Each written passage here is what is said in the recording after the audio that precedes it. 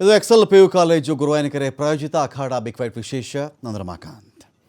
ವಾಲ್ಮೀಕಿ ವಿಚಾರಕ್ಕೆ ಸಂಬಂಧಪಟ್ಟಂತೆ ಅಥವಾ ನಾಗೇಂದ್ರ ವಿಚಾರಕ್ಕೆ ಸಂಬಂಧಪಟ್ಟಂತೆ ದೊಡ್ಡ ಮಟ್ಟದ ಒಂದು ಚರ್ಚೆ ಇಲ್ಲಿ ನಡೀತಾ ಇದೆ. ವಾಲ್ಮೀಕಿ ಕಾರ್ಪೊರೇಷನ್ ಫಂಡ್ ಮಿಸ್ಅಪ್ರೋಪ್ರಿಯೇಷನ್ ಆ ಒಂದು ಕೇಸ್ಗೆ ಸಂಬಂಧಪಟ್ಟಂತೆ ಆಗಸ್ಟ್ 2026 ಈ ಸಂದರ್ಭದಲ್ಲಿಯೂ ಕೂಡ ಒಂದು ಕಡೆ JDS ಒಂದು ಕಡೆ BJPಯವರು ನಾಗೇಂದ್ರನನ್ನು ಮತ್ತೆ ತಾವು ಸಂಪುಟಕ್ಕೆ ಯಾಕೆ ತೊಗೊಂಡಿದ್ದೀರಿ, ಯಾಕೆ ಮತ್ತೆ ಮಿನಿಸ್ಟರ್ ಮಾಡಿರೋದು ನೀವು, ಈತ ವಾಲ್ಮೀಕಿ ನಿಗಮಕ್ಕೆ ಸಂಬಂಧಪಟ್ಟಂತೆ ಅಲ್ಲಿಗೆ ಸಂಬಂಧಪಟ್ಟಂತೆ ಒಂದಷ್ಟು ಅಕ್ರಮಗಳನ್ನು ನಡೆಸಿರುವ ಆರೋಪದಲ್ಲಿ ಆರೋಪಿಯಾಗಿರುವ ಆತ ಯಾವುದೇ ಕಾರಣಕ್ಕೂ ಸಂಪುಟದಲ್ಲಿ ಸೇರಿಸ್ಕೊಳ್ಬಾರ್ದು ಅಂತ ಒಂದು ವಾದ ಇದೆ.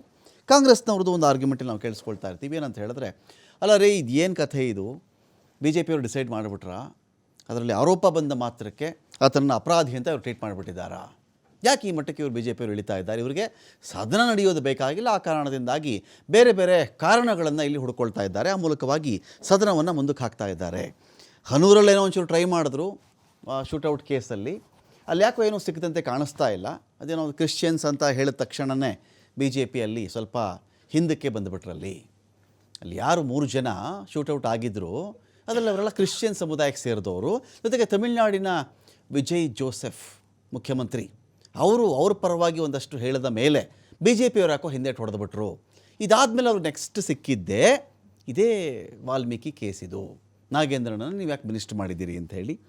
ನಾಗೇಂದ್ರನನ್ನು ಮಿನಿಸ್ಟರ್ ಮಾಡಿರೋ ವಿಚಾರಕ್ಕೆ ಸಂಬಂಧಪಟ್ಟಂತೆ ಒಬ್ಬ ಅಧಿಕಾರಿ ಅವತ್ತಿಗೆ ಡೆತ್ ನೋಟನ್ನು ಬರೆದಿಟ್ಟು, ಆ ಡೆತ್ ನೋಟ್ನಲ್ಲಿ ಸಚಿವರುಗಳ ಆದೇಶದ ಮೇರೆಗೆ, ಹಿರಿಯ ಅಧಿಕಾರಿಗಳ ಆದೇಶದ ಮೇರೆಗೆ ಹಣ ವರ್ಗಾವಣೆ ಆಗಿದೆ, ಇದರಲ್ಲಿ ಅಕ್ರಮ ನಡೆದಿದೆ ಅಂತ ಹೇಳಿ ಹಲವಾರು ಪುಟಗಳ ಡೆತ್ ನೋಟನ್ನು ಬರೆದಿಟ್ಟು ಹೋದ ಮೇಲೂ ಕೂಡ ಇವರಿಗೆ ಯಾವುದೇ ಒಂದು ಕ್ಲೀನ್ ಚಿಟ್ ಎಲ್ಲೂ ಸಿಗದೆ SIT ಅಂತ ಬಂದಾಗ ದದ್ದಲ್ಗೆ ಹಾಗೂ ಇದೇ ನಾಗೇಂದ್ರ ಹೆಸರನ್ನು ಆರೋಪ ಪಟ್ಟಿಯಲ್ಲಿ ಸೇರಿಸಿಲ್ಲ.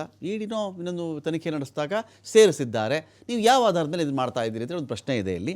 ಈ ವಿಚಾರಗಳಿಗೆ ಸಂಬಂಧಪಟ್ಟ ನಾನು ಇದಕ್ಕೆ ಡಿಬೇಟ್ ಸ್ಟಾರ್ಟ್ ಮಾಡ್ತಾ ಇದ್ದೀನಿ. ಪಾಲ್ಗೊಳ್ಳೋದಕ್ಕೆ ನಮ್ಮೊಂದಿಗೆ ಶಶಿಧರ್ ಆರಾಧ್ಯ ಇದ್ದಾರೆ, ಆಮ್ ಆದ್ಮಿ ಪಕ್ಷದ ವಕ್ತಾರರು. ಸ್ವಾಗತ ಶಶಿಧರ್ ತಮಗೆ ಒಂದು ಡಿಬೇಟ್ಗೆ. ನಿಜಾಮ್ ಅವರಿದ್ದಾರೆ, ಕಾಂಗ್ರೆಸ್ನ ವಕ್ತಾರರು. ಸ್ವಾಗತ ನಿಜಾಮ್ಜಿ ತಮಗೆ ಒಂದು ಡಿಬೇಟ್ಗೆ.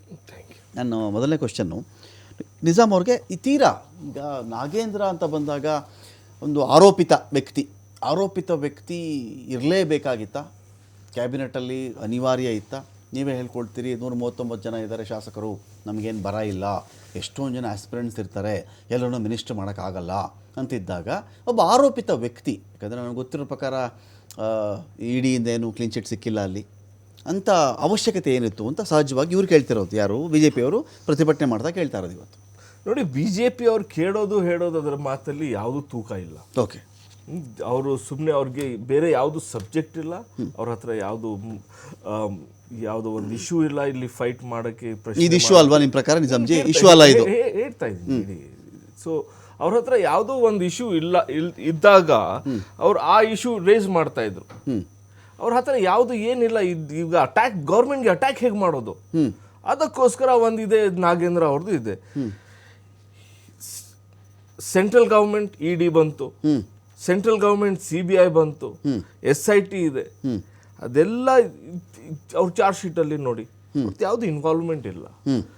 ಈ ಸಂಪುಟ ಎಕ್ಸ್ಪ್ಯಾಂಡ್ ಮಾಡುವಾಗ ಒಂದು ಸುಪ್ರೀಂ ಕೋರ್ಟ್ ರಿಟೈರ್ಡ್ ಜಸ್ಟಿಸ್ ಇಂದ ಒಪಿನಿಯನ್ ತಗೊಂಡಿದ್ದೀವಿ. ಅವ್ರು ಹೇಳ್ತಾವ್ರೆ ಮಾಡ್ಬೋದು ಅಂತ. ನಮ್ಮ ಪಕ್ಷದ ಒಂದು it's a right to nominate, it's a right to remove somebody. ಅದಕ್ಕೋಸ್ಕರ ಅದರಲ್ಲಿ ನಾವು ಮಾಡಿದ್ದೀವಿ. He comes from SC. Valmiki ಕೇಸ್ನಲ್ಲಿ EDಯಿಂದ 4970 ಪುಟಗಳ ಚಾರ್ಜ್ ಶೀಟ್ ಸಲ್ಲಿಕೆ, 144 ಪುಟಗಳ ದೂರು ಸಲ್ಲಿಕೆ. ಓಕೆ, ನಾಗೇಂದ್ರ ಕಿಂಗ್ ಪಿನ್ ಅಂತ ಉಲ್ಲೇಖ, ಬಸನಗೌಡ ದದ್ದಲ್ಗೆ ಚಾರ್ಜ್ ಶೀಟ್ನಲ್ಲಿ EDಯಿಂದ ಕ್ಲೀನ್ ಶೀಟ್.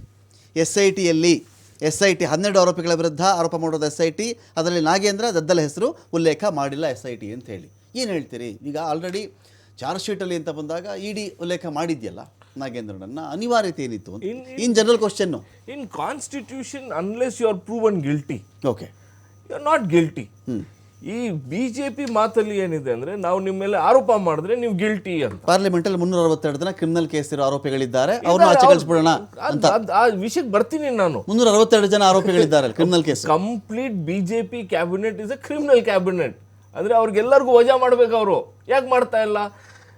ಅಜಿತ್ ಪವಾರ್ಗೆ 72,000 crores ಅವರು ಅವ್ರ ಮೇಲೆ ಆರೋಪ ಮಾಡಿದ್ರು. ಯಾರು? ಪ್ರಧಾನಿ ಅವರೇ ಮಾಡಿದ್ರು. 3 days ಆದ್ಮೇಲೆ 3 ದಿವಸದಾದ್ಮೇಲೆ ಅವ್ರಿಗೆ ಡೆಪ್ಟಿ CM ಮಾಡ್ತಾರೆ ಮಹಾರಾಷ್ಟ್ರದಲ್ಲಿ, ಅದು ರಾತ್ರಿ 5 o'clock 5:30 in the morning. ಆಗ ಅವ್ರಿಗೆ ಯಾವುದು ಅವ್ರ ಮೇಲೆ ಆರೋಪ ಇರ್ಲಿಲ್ವಾ? ಅದೇ ನೀವು ಹಿಮಂತ ಬಿಸ್ವಾ ಶರ್ಮಾ ತಗೊಳ್ಳಿ, ನೀವು ಅದೇ ನೀವು ಇದರಲ್ಲಿ ಸುವೇಂದು ಅಧಿಕಾರಿ ಅವ್ರಿಗೆ ತಗೊಳ್ಳಿ, ಸುಮಾರು ಕಾಂಗ್ರೆಸ್ ಇಂದ ಬಂದಿರಲಿ, ಬೇರೆ ಬೇರೆ ಪಕ್ಷದಿಂದ ಬಂದಿರೋ ಲೀಡರ್ಸ್ ಇದ್ದಾರಲ್ಲ, ಅವರೆಲ್ಲ ವಾಷಿಂಗ್ ಮೆಷಿನ್ ಒಳಗಡೆ ಹೋಗಿ ವಾಪಸ್ ಬಂದಾದ್ಮೇಲೆ ಅವ್ರು ಸೂಪರ್ ವೈಟ್ ಆಗಿಬಿಟ್ಟಿದ್ದಾರೆ. ಆದರೆ ಕಾಂಗ್ರೆಸ್ ಸಂದರ್ಭ ಬಂದಾಗ ಅವ್ರು ಹೇಳ್ತಾರೆ ಇದು ಬರೀ ಆರೋಪ ಮಾಡಿ ಇವರು ಭ್ರಷ್ಟಾಚಾರದಲ್ಲಿ ಇವರು ಲಿಪ್ತ ಆಗಿದ್ದಾರೆ ಅಂತ. 2G ಸ್ಕ್ಯಾಮ್ ಆಯಿತು, ಸುಪ್ರೀಂ ಕೋರ್ಟ್ ಏನು ತೀರ್ಪು ಬಂತು. BJP ಆರೋಪ ಏನು ಮಾಡಿದ್ದು 0.0000000 ಪೇಪರ್ ಈ ಮೂಲದಿಂದ ಈ ಮೂಲವರೆಗೂ ಬರೀ ಝೀರೋಸ್ ತೋರಿಸಿ ಇಷ್ಟೆಲ್ಲ ಹಣ ತಿಂದ್ಬಿಟ್ಟಿದ್ದಾರೆ, ಎಲ್ಲೋ ಬೇರೆ ಕಂಟ್ರೀಸ್ಗೆ ಸ್ವಿಸ್ ಬ್ಯಾಂಕಲ್ಲಿ ಕಳಿಸ್ಬಿಟ್ಟಿದ್ದಾರೆ ಅಂತ.